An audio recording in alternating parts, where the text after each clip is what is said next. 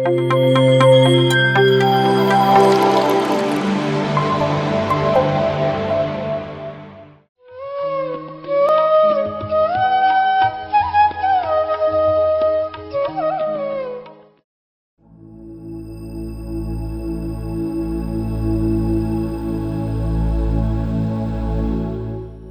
ಗುರುಗಳಾದ ಬ್ರಹ್ಮರ್ಷಿ ಪಿತಾಮಹ ಪತ್ರಿಜಿ ಅವರಿಗೆ ಜೋರಾದ ಚಪ್ಪಾಳೆಯ ಮೂಲಕ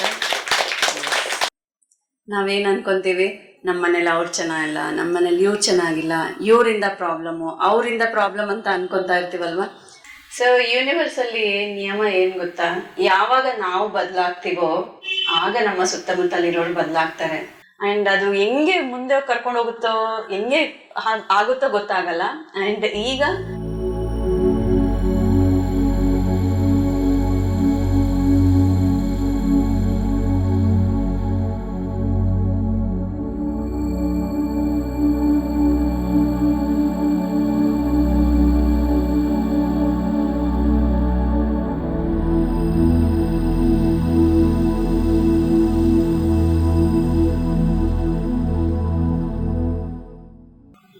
ಯಾವುದೇ ಒಂದು ಪರಮಾತ್ಮ ಸ್ವರೂಪದಲ್ಲಿ ಇರುವಂಥ ಒಂದು ಆತ್ಮ ಪದಾರ್ಥ ತಮ್ಮ ಭೌತಿಕ ಶರೀರವನ್ನು ಎಂದಿಗೂ ಯಾರಿಗೂ ತೋರಿಸಂಗಿಲ್ಲ.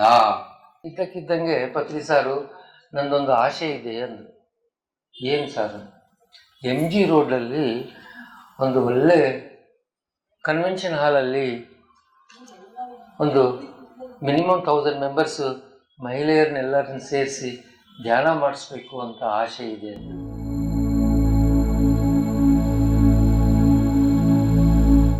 ಅಂದ್ರೆ ನಮ್ಮ ಅರಿವು ನಮ್ಮೊಟ್ಟಿಗೆ ಇದ್ದಾಗ ಮಾತ್ರನೇ ನಾವು ಪ್ರಜ್ಞಾಪೂರ್ವಕವಾಗಿ ಜೀವನವನ್ನ ಜೀವಿಸಿದಾಗ ಸಂಸಾರವೇ ನಿರ್ವಾಣ ಅಂತ ಹೇಳ್ತಾರೆ. ಲೀಜರ್ ಟೈಮಲ್ಲಿ ನಾವು ಹೆಂಗಸ್ ಏನ್ ಮಾಡ್ತೀವಿ, ರೀಲ್ಸ್ ನೋಡೋದಂತೆ, ಮತ್ತೆ ಒಂದು ಜ್ಯುವೆಲ್ರಿ ನೋಡೋದಂತೆ, ಡ್ರೆಸ್ ಪ್ಯಾಟರ್ನ್ಸ್ ಅಂತ ಇವನ್ನ ನೋಡ್ಕೊಂಡು ಟೈಮ್ ಪಾಸ್ ಮಾಡ್ತೀವಿ.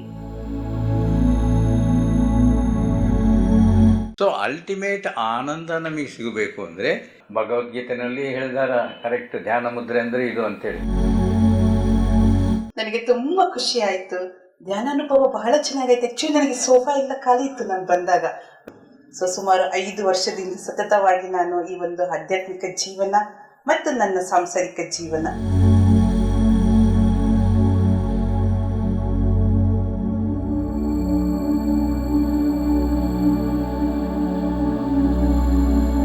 ವಿಶ್ವಕ್ಕೆಲ್ಲ ಹೋಗ್ತಾ ಇದೆ ಈ ಟೆಲಿಕಾಸ್ಟು.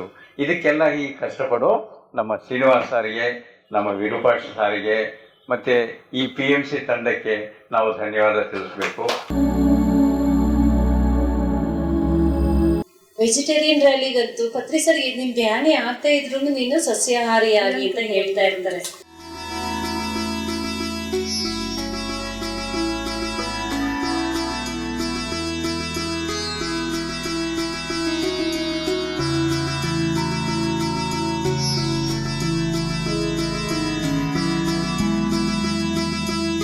ಸೊ ಇವತ್ತು ಬಂದೆ ನಾನು, ಎಂತ ಅದ್ಭುತವಾದ ಒಂದು ಅನುಭವ ಅಂದ್ರೆ ಮನೆ ಧ್ಯಾನ ಪ್ರಚಾರ ಯೂಸ್ ಮಾಡ್ಕೊಂತ ಇದ್ದೀನಿ.